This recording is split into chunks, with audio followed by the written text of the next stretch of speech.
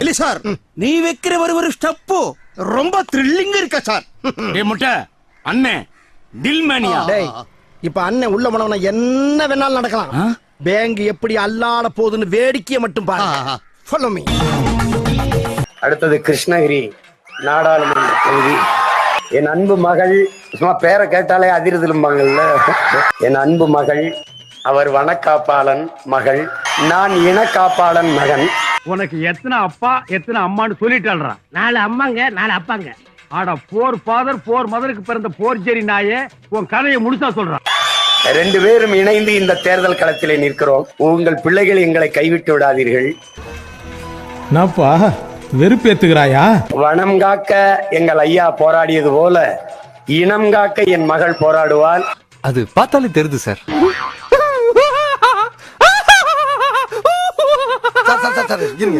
நீங்க எதுக்கு சிரிக்கிறீங்கன்னு எனக்கு தெரியுது. நாட்டை அவர் காப்பாற்றி வைத்திருந்தால் என் மகள் இந்த நாட்டை காப்பாற்ற என்னோடு இணைந்து நிற்கிறாள். படிப்பறிவு இல்லைனாலும் ஒரு 20-30 பேரை வச்சுக்கிட்டு பெரிய ஃபேக்டரி மாதிரி ரன் பண்ணிட்டு இருக்கீங்களே. கிருஷ்ணகிரி தொகுதியினுடைய வெற்றி வேட்பாளராக என் அன்பு மகள் வித்யா வீரப்பன் அவர்களை அறிவிப்பதில் நான் உண்மையிலேயே பெருமையும் மகிழ்ச்சியும் அடைகிறேன்.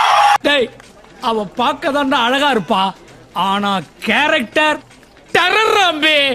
அங்க பாரு. அதாவது நிறைய பிரச்சனை இருந்தது. பட் ஸ்டில் அதை வந்துட்டு நாங்க எதுவும் கண்டுக்க மாட்டோம். வாழ்க்கையில முன்னேறணும் அப்படிங்கிற ஒரு முடிவுல போறேன். ஆனா ஒரு நாள் வந்து ப்ரூவ் பண்ணுவேன்.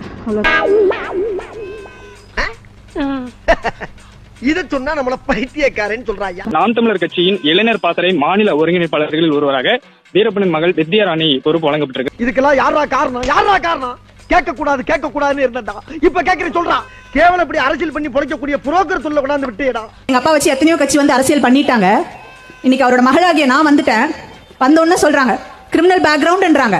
இப்படி பேசுறீங்கல்ல, இத்தனை அரசியல்வாதிகளுக்கும் ஒரு தெம்பு திராணி தைரியம் இருந்தா உங்களோட சொட்டு பட்டியலை வெளியிடுங்கடா பாக்கும்.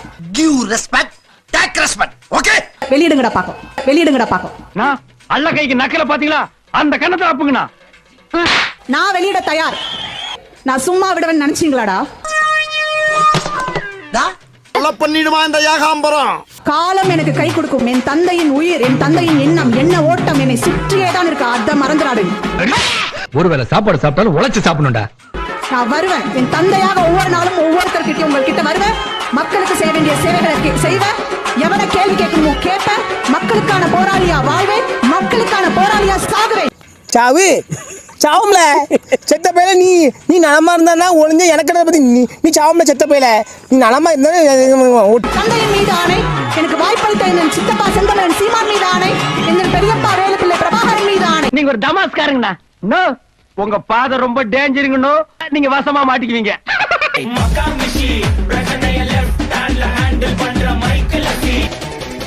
வந்துட்டாயா.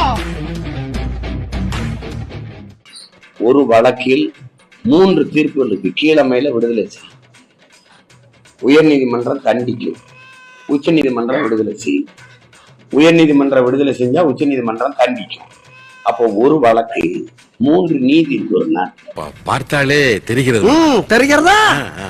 1000 கோடி டாஸ்மார்க்ல ஊழல், 150 கோடிக்கு அரவிந்த் கெஜ்ரிவாலை கைது செஞ்ச அதிகாரம், அதே அதிகாரம் தான் இப்ப இருக்கு. ஏன் இந்த 1000 கோடிக்கு எந்த நடவடிக்கை இருக்குல்ல? முதல்ல இந்த என்ஃபோர்ஸ்மெண்ட் டைரக்டரேட்டை பத்தி தெரிஞ்சுக்கிட்டாதான், இதோட ஃபார்மேஷன் எப்படின்னு தெரிஞ்சுக்கிட்டாதான் இதோட நோக்கம் என்னங்கிறத நம்ம புரிஞ்சுக்க முடியும். 2014 அவங்க ஆட்சிக்கு வந்த பிறகு வெறும் 58 பேர் மட்டும் இருந்த அந்த என்ஃபோர்ஸ்மெண்ட் டைரக்டரேட்ல 2100 அதிகாரிகளை நியமனம் பண்றாங்க. அதனுடைய நோக்கம் 2 நோக்கம் தான்.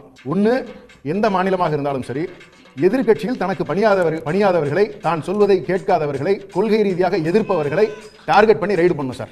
அப்படி ரைடு பண்ண பிறகு அவங்கள கொண்டு வந்து ஒன்னு அவங்க கட்சியில சேர்த்துக்கணும், இல்ல மிரட்டிக்கிட்டு அவங்களை சைலண்ட் ஆக்கிடணும். இந்த 2 விஷயத்தை தவிர வேற எதுக்குமே ஈடி பயன்படவே இல்லைங்கிறது நிதர்சனமான உண்மை. டாஸ்மாக் அலுவலகத்தில் நடத்திய சோதனை தொடர்பாக நடவடிக்கை எடுப்பதற்கு அமலாக்கத்துறைக்கு சென்னை உயர்நீதிமன்றம் இடைக்கால தடை விதித்து உத்தரவிட்டுள்ளது. வரும் 25ஆம் தேதிக்குள் குற்றம் நடைபெற்றதற்கான ஆதாரங்களையும் சோதனைக்கான காரணங்களையும் பதில் மனுவாக தாக்கல் செய்ய வேண்டும் என்று அமலாக்கத்துறைக்கு உத்தரவிட்டனர். அதுவரை டாஸ்மாக் மீது எந்த நடவடிக்கையும் மேற்கொள்ளக்கூடாது என்றும் உத்தரவில் தெரிவித்துள்ளனர். நீங்க கூட்டணி வைங்க, கூட்டணி வச்சு வென்று போனவர்கள் சட்டசபைக்குள்ள, பாராளுமன்றத்துக்குள்ள படுற பாட நீங்க பாத்தீங்களா? சட்டசபைக்குள்ள பாராளுமன்றத்துக்குள்ள படுற பாட நீங்க பாக்கீங்களா? I am Vaiko. You want to be who are you? I am Vaiko. I am a product of Anna movement. கட்டாய இந்தியை வெட்டி புதைப்போம். New education policy that should be thrown into the dustbin. நான் சுதந்திரமா இவ்வளவு நேரம் பேசிட்டு இருந்தேன். நீங்க கேட்கறதுக்கெல்லாம் தமிழ்நாட்டில் இப்படி ஒரு தலைவர் போய் உட்கார்ந்து நீங்க இந்த கேள்விகளை எல்லாம் கேளுங்க. எங்க இந்த இப்படி கொலையா நடக்குதுங்க, எங்க 1000 கோடி இந்த கூட்டணி திமுக வச்சிருக்க தலைவர்கள் யாராவது ஒரு பதில் சொல்லிட்டா அப்புறம் நான் கூட்டி நிக்கிறேன். நெக்கு சிரிப்பே வரல. பூம்புகார்ல வரணும், பூம்புகார் பிரச்சனை கன்னியாகுமரி மீனா வரணும், ராமேஸ்வரத்துல பிரச்சனை நாகப்பட்டினம் மீனா வரணும். அது நடக்கவே இல்லையே. எல்லா இடத்துக்கும் நாங்க போறோம், ஆனா நீங்க வந்தீங்களா? இவனே ஒரு ப்ராப்ளம், இவன் எந்த ப்ராப்ளத்தை சால்வ் பண்ண போறான்? கன்னியாகுமரியில மீனவன் வந்து ராமேஸ்வரத்துல எங்க மீனவனை சுட்டா இங்க இருக்கிறவனு கண்ணீர் வர மாட்டேங்குது, இங்க இருக்கிற மீனவனை சுட்டா அங்க இருக்கிறவனு கண்ணீர் வர மாட்டேங்குது. கேக்குறாருல சொல்லுப்பா. என்னைய கேக்குறதுக்கு அவன லூசு பயலா? உன்னைய தாண்டா கேக்குறேன். டெய்லி பொண்டாட்டிட்டு அடி வாங்குறான்றதுக்கு அந்த லூசும்பியா நீயே? அவன் பொண்டாட்டிய பத்தி உனக்கு ஆடா தெரியும்? அவன் பொண்டாட்டிய பத்தி உனக்கு தெரியுமா? நம்மளோட கேடியா இருக்காங்கல்ல. எளிதா நம்மளை கையாண்டான். நீங்க முன்னாடி நிக்கிற ஊருக்கு பெரியவங்க இருக்கீங்க, இந்த மாதிரி முன்னாடி நிக்கிற தலைவர் பெருமக்கள் வந்து அவங்க பேச்ச கேட்டு அதை அப்படியே சரி மக்கள் போராட தயாரா இருப்பான். முன்னாடி நிக்கிறவங்க பேசிக்கலாம்பா அப்படின்னு முடிச்சு விட்டுருங்க. நாங்க அந்த நேரத்துல கத்திட்டு அதை 850 பேரை சுட்டுருக்கான், ஒருத்தன் கேட்கல. 850 பேரை சுட்டுருக்கான், ஒருத்தன் கேட்கல. 40 years 843 fishermen have been killed by the Sri Lankan Navy. So what for our Navy is sitting like a lamb duck in the ocean? What for? We are also taxpayers to the Indian government. The Tamil fishermen are the orphans of the world. And our honorable finance minister also spends their time, meets them. Mr. Jaishankar meets them. For what purpose our prime minister is going to Sri Lanka? We express condolences to the Sri Lankan government and the Navy. What for he is going? Every day, no day passes without any attack. Even today in Rameswaram, Thangachi Madam, thousands and thousands of fisher women and men are struggling and they are demanding justice from the government of India. From the government of India. 12 பேரை ஒரே ஜங்கிலில போட்டு கூட்டிட்டு போறான், ஒருத்தன் கண்டிக்கல என்னை தவிர தமிழ்நாட்டில். விகடன் பத்திரிகையில அழகான ஒரு கார்ட்டூன் போட்டாங்க. மோடி ஐயாவையும் நம்ம ட்ரம்ப் ஐயா வச்சு கையில சங்கிலி போட்டு உட்கார வச்சிருக்கிற மாதிரி. அதுக்காக அந்த விகடனையே முடக்கினாங்க. விகடனோட வலைதளத்தையே முடக்கின விஷயம் எல்லாம் நம்மளுக்கு தெரியும். 12 பேரை ஒரே ஜங்கிலில போட்டு கூட்டிட்டு போறான், ஒருத்தன் கண்டிக்கல என்னை தவிர தமிழ்நாட்டில். வகையா மாட்டிக்கிட்டதே. ஆட்டா வேற சொல்லி தப்பா சம்பாதிக்கல, அதுக்கு ஆட்டா கொடுத்த தண்டனை. வட இந்திய தொழிலாளி பாவம் வயிற்று குழப்புக்காரன். நாங்க என்ன வசதியா வாழ்றதுக்கு மாடி கட்டி வாழ்றதுக்கு அப்புறம் நாங்களும் வயிற்று குழப்பம். சுத்தமா உங்களுக்கு இறுதியா சொல்றது என்ன, நம்மள ஒழிச்சிடணும். விவசாயம் ஒழிச்சாச்சு, ஏறக்குறைய ஒழிச்சாச்சு, மீனவனையும் ஒழிச்சு உள்ளுக்குள்ள உறுத்தல பொறம்போக்கா அப்படின்னு உங்க மனசாட்சி உங்களை பார்த்து கேள்வி கேட்காத மிஸ்டர் பார்த்தசாரதி. நாம் தமிழர் கட்சியின் இளைஞர் பாசறை மாநில ஒருங்கிணைப்பாளராக வீரப்பன் மகள் வித்யாராணி நியமிக்கப்பட்டுள்ளார். மறைந்த சந்தன மரக்கடத்தல் வீரப்பனின் மகள் வித்யாராணி தற்போது தீவிர அரசியலில் ஈடுபட்டு வருகிறார். கடந்த 2024ஆம் ஆண்டு நாடாளுமன்ற தேர்தலின் போது நாம் தமிழர் கட்சியில் அவர் இணைந்தார். உடனடியாக அவருக்கு கட்சி தலைமை கிருஷ்ணகிரி மக்களவை தொகுதியில் வேட்பாளராக களமிறக்கியது. மகாசனங்களே, இதெல்லாம் எதுக்காக செய்யறேன்னா எல்லாம் ஒரு சான் வயித்துக்காக. நாம் தமிழர் கட்சியின் ஒருங்கிணைப்பாளர் சீமான் மீது அதிருப்தி அடைந்த நிர்வாகிகள் பலர் அக்கட்சியிலிருந்து விலகி வரும் நிலையில் அக்கட்சி அமைப்பான பாசறையின் மாநில ஒருங்கிணைப்பாளராக வித்யாராணி நியமிக்கப்பட்டுள்ளார். Very good. வீரப்பன் மகள் வித்யாவுக்கு நாம் தமிழர் கட்சியில் முக்கிய பொறுப்பு கொடுத்திருக்கிறார் அக்கட்சியின் தலைமை ஒருங்கிணைப்பாளர் சீமான். நாதகாவில் சமீப காலமாக விலகல் பட்டியல் நீண்ட நிலையில் வித்யா வீரப்பனுக்கு பதவி கொடுக்கப்பட்டுள்ளது. சார் சவுண்ட் வரலையே சார், எல்லாரும் என்ன ஏமாத்துறாங்க. சீமான் தலைமையிலான நாம் தமிழர் கட்சியில் பல முக்கிய நிர்வாகிகள் விலகியதை தொடர்ந்து கட்சியையே மறுகட்டமைப்பு செய்து வருகிறார் சீமான். செம்ம காமெடி இல்ல? மாநில ஒருங்கிணைப்பாளர் ஜெகதீச பாண்டியன், மகளிரணி பாசறை ஒருங்கிணைப்பாளர் காளியம்மாள், மருத்துவ பாசறையை சேர்ந்த இளவஞ்சி உட்பட பல முன்னணி நிர்வாகிகள் கட்சியில் இருந்து விலகியுள்ளனர். பல இடங்களில் போட்டியிட்ட வேட்பாளர்கள் தொடங்கி மாவட்ட செயலாளர்கள் வரை விலகல் படலம் நீண்டது. அழாதீங்க சார், அழாதீங்க. ஏன் சார் எக்ஸ்ட்ரா அழுகுறீங்க? இந்த நிலையில்தான் கட்சியில் அவ்வப்போது கூட்டம் போட்டு ஆலோசனை மேற்கொள்ளும் சீமான் கட்சியை மறுகட்டமைப்பு செய்து வருகிறார். இவனுக்கு உண்மையிலே அறிவில்லையா இல்ல அறிவில்லாதவ மாதிரி நடிக்கிறானே தெரியல. என்னாச்சு? அந்த வகையில்தான் வீரப்பன் மகள் வித்யா வீரப்பனுக்கு மாநில இளைஞர் பாசறை ஒருங்கிணைப்பாளர் பொறுப்பு வழங்கப்பட்டுள்ளது. காரணத்தை சொல்லுன்னா அழுதுகிட்டு இருக்க என்ன மாதிரி. இப்போது நாதகாவில் ஆக்டிவாக களமாடி வரும் வித்யா அரசியல் பயணத்தை தொடங்கியது பாஜகவில் இருந்துதான். 2019 ஆண்டு பாஜகவில் இணைந்த வித்யாவுக்கு இளைஞர் அணி துணைத் தலைவர், ஓபிசி பிரிவு தலைவர் பதவி உள்ளிட்டவை வழங்கப்பட்டன. அக்கட்சியில் அண்ணாமலையின் என்ட்ரிக்கு பிறகு மிகுந்த நம்பிக்கையோடு இருந்தவர்தான் வித்யா. எனினும் 2021 ஆண்டு சட்டமன்ற தேர்தலுக்கு பிறகு பாஜகவில் பெரிதாக ஆக்டிவாக இல்லாமல் இருந்தார். இந்த நிலையில்தான் தனது தந்தை வீரப்பனின் பெருமைகளை பேசியதோடு பாமகவுக்கு பிறகு வீரப்பனை அதிகம் தூக்கி பிடித்த சீமான் பக்கம் நகர்ந்தார் வித்யா. இவனே ஒரு ப்ராப்ளம். கடந்த ஆண்டு மக்களவை தேர்தலுக்கு முன்பு நாம் தமிழர் கட்சியில் இணைந்தவர் தந்தை விட்டு சென்றதை நான் நிறைவேற்றுவேன், சரியான இடத்திற்கு தான் வந்திருக்கிறேன் என்று நம்பிக்கை தெரிவித்தார். ஆமா, இதெல்லாம் நீ ஒருவேளை சோத்துக்காக பில்டப் பண்ணலன்னு எனக்கு எப்படி தெரியும்? இல்ல எப்படி நம்புறது? நம்பலனா போன் போட்டு நீயே கேட்டுக்க. கட்சிக்குள் வந்த உடனேயே அவருக்கு மக்களவை தேர்தலில் போட்டியிட வாய்ப்பளித்தார் சீமான். இவனுங்கெல்லாம் பத்தி உங்களுக்கு தெரியாது. சரக்கு உள்ள போய் சிறுமூலையில சிக்னல் வந்துருச்சுன்னா இவனுங்க பண்ற டார்ச்சர்லாம் உன்னால தாங்கிக்க முடியாது. அதன்படி கிருஷ்ணகிரி தொகுதியில் போட்டியிட்ட வித்யா வாக்கு அடிப்படையில் 4வது இடத்தை பிடித்தாலும் 1,27,000 வாக்குகளுக்கு மேலாக பெற்று கவனம் ஈர்த்தார்.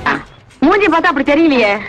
தேர்தல் களத்தில் தீயாக சுழன்று வேலை பார்த்ததும் ஆவேசமான பேச்சும் அவருக்கு வாக்குகளை பெற்று தந்தன. நம்பணுமா? அந்த குடும்பத்திலே இவர் ஒருத்தர் தான் தப்பா பிறந்தார். அந்த தேர்தலில் மொத்தம் உள்ள 39 இடங்களில் நாதக வேட்பாளர்கள் 12 பேர் 1,00,000க்கும் மேற்பட்ட வாக்குகளை பெற்றனர். அதில் பிரதான இடத்தில் இருக்கிறார் வித்யா. தேர்தல் தோல்வி என்றாலும் தலைமையின் உத்தரவுப்படி தீவிரமாக களமாடி வரும் வித்யா சமீபத்தில் கூட பேச பொருளானார். இதற்காகத்தானே ஆசைப்பட்டாய் மிஸ்டர் சபரிமுத்து? ஆகட்டும், போதைகள் ஆகணும், ரகளைகள் பண்ணணும், சில பல சிதறங்கள் நடக்கணும். காவல்துறையிடம் ஆஜராகி சீமான் விளக்கம் அளிக்க வந்தபோது தங்களை காவலர்கள் அனுமதிக்க மறுக்கவில்லை என்று போலீசாரிடம் ஆவேசமாக கேள்வி எழுப்பியிருந்தார் வித்யா. என் பிள்ளையும் எவங்கிட்டயாவது ஏமாந்திருந்தா இப்படித்தான் எங்கேயாவது பைத்தியமா அலையும். கட்சியின் ஒருங்கிணைப்பாளர் சீமானை எப்போதும் சித்தப்பா என்று அழைக்கும் வித்யா எதிர்வரும் காலங்களில் தீவிரமாக களமாடுவார் என்கின்றனர் நாதக தம்பிகள். எனக்கு அரசியல் 1000 எதிரி இருக்கான், அதுல முதல் எதிரி நீதான். நான் இப்பவும் சொல்லுவேன், எப்பவும் சொல்லுவேன், எனக்கு எதை பற்றியும் கவலை கிடையாது. நீ கேட்டா சிரிப்பீங்க. ஒரே ஒரு முறை என்னை அதிகாரத்தில் இருக்கவீங்க. ஒரு தடவை என் மீனவன சிங்களம் தொட்டான்னா காலையில கையெழுத்து போட்டு பதவியில வெளியில இறங்கிடுறேன், கீழே இறங்கிடுறேன். நீ ஓட்டு போடு, போடாம போ, நீ தொடர்ச்சியா ரெட்டலைக்கு போடு, குக்கருக்கு போடு, சூரியனுக்கு போடு, இன்னும் ஒரு 5 ஆண்டு போட்டுக்கிட்டே வா, கடைசியா போட்டவன் கைக்கு குஷ்டம் வறுமை ஒளி. எப்படி சார் நீங்க வாங்க வாங்க, ஏன் பயப்படுறீங்க? வாங்க, நான் அடிக்கல மாட்டேன், வாங்க தொட சொல்லுங்க பாப்போம். ஏன்னா அவனுக்கு தெரியும் நான் யாருன்னு அவனுக்கு தெரியும். ஒப்பம் வந்துட்டாலும் பெரிய ராஜராஜ சோழன் அப்படியே கத்தி எடுத்து சண்டை போட்டு சொடக்கிட்டேன்னு ஜெயிச்சிருவாரு. அவன் மீனவன் செத்த போது நீ கவலைப்பட மாட்டியே, அவன் மீனவன் செத்த போது நீ கவலைப்பட மாட்டியே. எல்லாத்தையும் மறந்துட்டு நாங்க உங்களுக்கு ஓட்ட போட்டு விட்டுறோம்ல, அதனால எங்க உயிரை பத்தி உனக்கு கவலை கிடையாது. எனக்கு ஓட்டு போட பிடிக்கலடா, விடா போட ஓடா. இத்தனை வருஷம் திமுக அதிமுக போட்ட ஓட்ட எனக்கு நீ போட்டாதான் என்ன, போல நீ நல்லா இருக்கணும்னு கத்திக்கிட்டு இருக்க முச்சந்தியில பொழப்ப விட்டுட்டு எனக்கு போட்டா நீ நல்லா இருப்ப. What bro? It's very wrong bro. 40 years, 843 fishermen have been killed by the Sri Lankan Navy. So what for our Navy is sitting like a lame duck in the ocean? What for? We are also taxpayers to the Indian government. The Tamil fishermen are the orphans of the world. And our Honorable Finance Minister also spends their time, meets them. Mr. Jaishankar meets them. For what purpose our Prime Minister is going to Sri Lanka to express condolences to the Sri Lankan government and the Navy? What for he is going? Every day, no day passes without any attack. Even today in Rameswaram, Thangachimadam, thousands and thousands of fisher women and men are struggling and they are demanding justice from the government of India. From the government of India. என்ன நான் மானம் கட்டவன், எனக்கு கோப உணர்ச்சி கிடையாது. ஏன்னா நான் சோறு சாப்பிடுறது இல்ல, ரைஸ் சாப்பிடுறேன்ல, அதனால வர பிரச்சனை. முதல் நாள் எனக்கு ஆமக்கறி 28 கிலோ வாங்கிட்டாரு. சாப்பாட்டு மேசைன்னா இது கூட இவ்வளவு பெருசு இருக்கும். இறால் அப்படின்னா 6 வகை இறால் இருக்கும். நண்டுன்னா நண்டு அப்படியே தான் இருக்கும், அப்படியே முழு நண்டா இருக்கும். பிறந்து பார்த்தா உள்ளுக்குள்ள எப்படி சமைப்பாங்கன்னு தெரியாது. எப்படி இருந்தனா இப்படி ஆயிட்டேன், எப்படி இருந்தனா இப்படி ஆயிட்டேன். This is what I want. Take okay. Crazy burger. எப்படி இருந்தனா இப்படி ஆயிட்டேன், எப்படி இருந்தனா இப்படி ஆயிட்டேன். ஏய் ஆப்பிள் ஜூஸ் குடா. இந்த வீடியோ உங்களுக்கு பிடிச்சிருந்தா கண்டிப்பா லைக் பண்ண மறக்காதீங்க. அப்படியே உங்க நண்பர்களுக்கும் ஷேர் பண்ணுங்க. நீங்க பண்ற ஒவ்வொரு லைக்கும் தான் இந்த வீடியோவை மற்ற நண்பர்களுக்கும் கொண்டு போய் சேர்க்கும். மறக்காம சப்ஸ்கிரைப் பண்ணுங்க. உங்க கருத்துக்களையும் கமெண்ட் பாக்ஸ்ல பதிவு பண்ணுங்க.